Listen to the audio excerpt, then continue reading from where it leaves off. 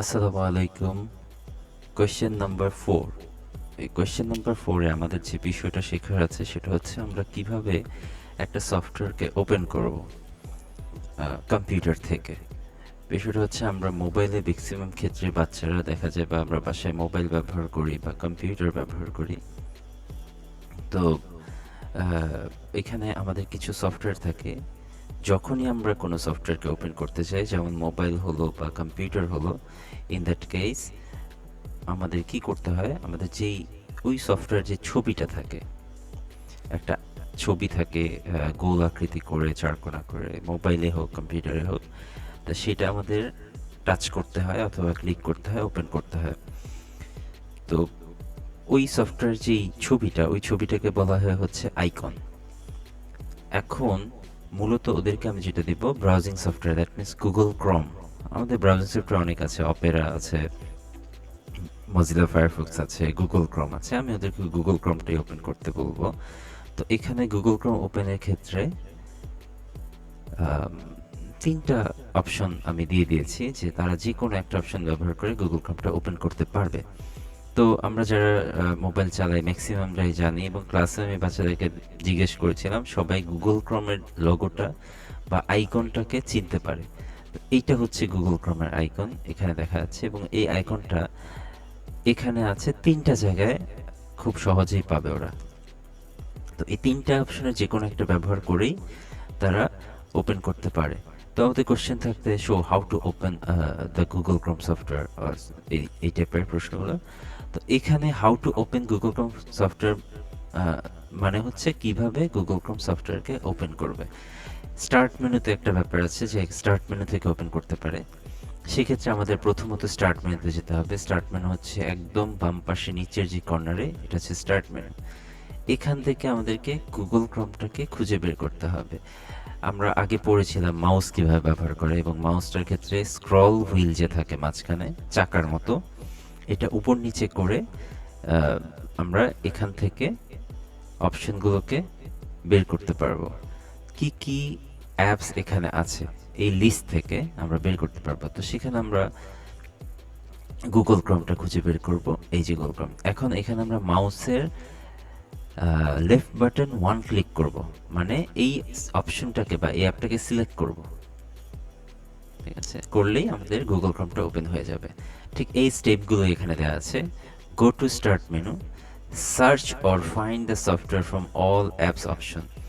এখানে স্টার্ট মেনুতে যে অল অ্যাপস যেখানে লিস্টে আছে, এখান থেকে ওদের সফটওয়্যারটা খুঁজে বের করতে হবে। বের করার পর কি করতে হবে, স্টেপ 3 হচ্ছে left button one click on the name of the software.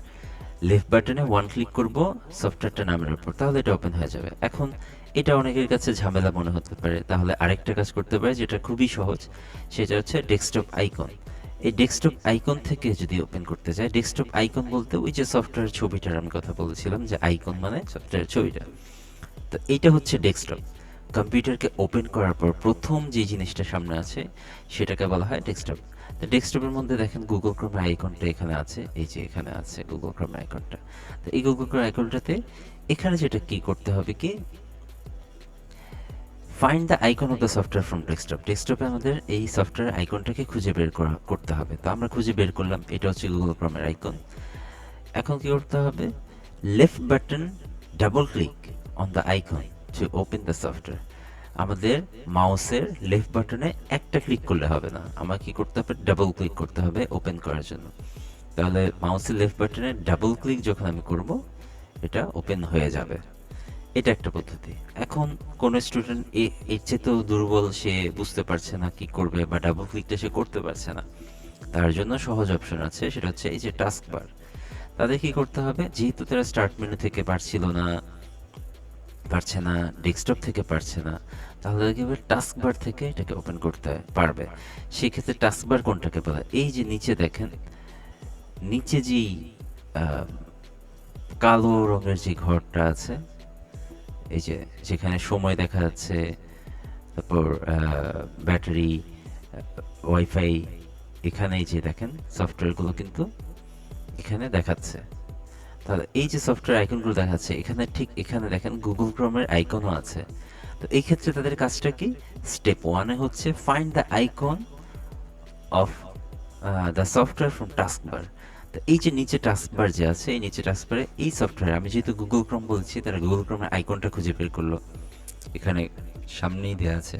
তারপর কি হচ্ছে step two, left button one click on the icon to open the software. এখন আমি এটার মধ্যে কি করব? ঠিক সিম্পল, লেফট বাটনে একটা চাপ দেব।